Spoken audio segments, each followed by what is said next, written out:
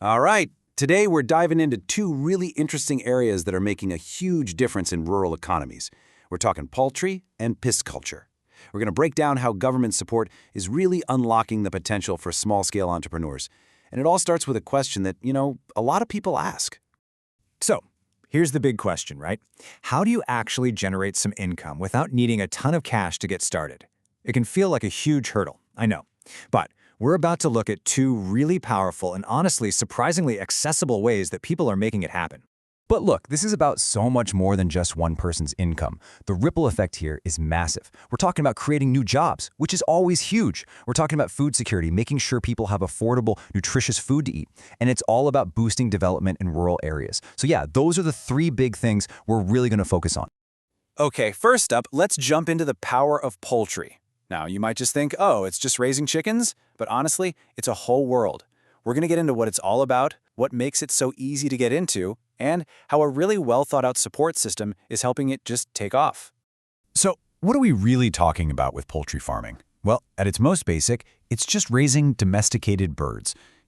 Chickens are obviously the big one, but it also means ducks, turkeys, you name it, all for their eggs and meat. And yeah, it's something people have been doing forever, but what's cool is how modern support is totally breathing new life into it.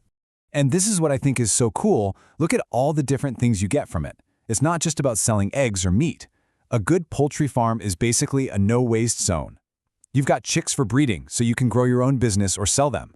And get this, even the feathers and the manure are valuable. That manure is an amazing organic fertilizer. It's like its own little self-sustaining ecosystem. And this quote right here, it just nails it. This is the whole reason poultry farming is such a game changer for people.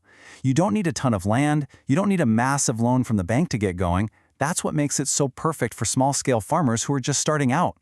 So you might be thinking, okay, great, but how do I actually start? Well, that's where the government support really comes into play. They've laid out a pretty clear three-step process. First, you get the skills. They offer training through all these centers and colleges. Then step two is getting the money. They help you with financing to turn your idea into a business.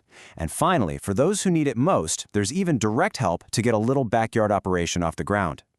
Let's dig into the money side of things a bit more, because this is key. The subsidies are there to knock down the biggest roadblocks. Worried about keeping your birds healthy? Vet services are often free. What about the biggest ongoing cost, the feed? You can get that at a lower, subsidized price. And that first big hurdle, the startup cost? Yep, there's financial help for that too. The whole point is to make it way less risky for someone just starting out. All right, so we've covered the land, now let's switch gears and head to the water. In this next section, we're going to explore a whole other industry that has just as much potential. We're talking about pisciculture, or, fish farming. We'll get into what it is, why it's a big deal, and again, the kind of support that's out there to help it grow. So pisciculture, what is it? Simply put, it's just fish farming. Instead of going out and hoping you catch something in a river or the ocean, you're actually creating a controlled space, like a pond or a tank, to breed, raise, and then harvest fish. It's a much more predictable way of doing things. And this really breaks it down nicely. You've got two main ways to think about fisheries. On the one side, there's capture fishery. That's the traditional way, right? Going out to rivers, lakes, oceans, and catching what's there. But on the other side, you have culture fishery, which is what we're talking about. Actively farming the fish. And that's where you get real control and the ability to scale up. And, just like we saw with poultry, the impact of fisheries is huge, way beyond just the person farming the fish. This industry employs millions of people.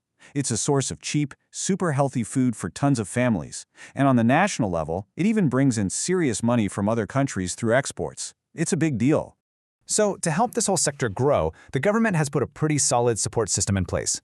You've got these specific groups, the Fish Farmers Development Agencies, or FFDAs, that are there just to help farmers directly. Then there are special programs designed for inland fishing forces out in the sea. And they even have schemes that focus on the well-being of the fishermen themselves. It's a really layered approach. And of course, this system is backed up with real financial help. We're talking about aid to buy essential gear, like boats and nets. If you want to build your own fish tank for farming, there's help for that. They'll even help with some of the day-to-day running costs, like diesel, and chip in on bigger projects that help the whole community.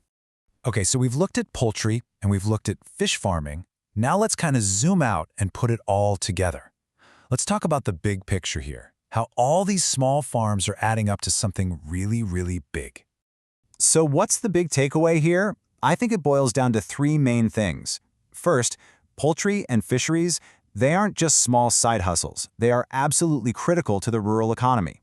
Second, people aren't just being left to figure it out on their own. There's a real system of support with training, money, and subsidies. And third, you can see the results. It means more jobs, better money for families, and healthier communities all around. And that kind of leaves us with one final question to chew on. You know, when you see all this potential and all this targeted support, it really makes you think, doesn't it?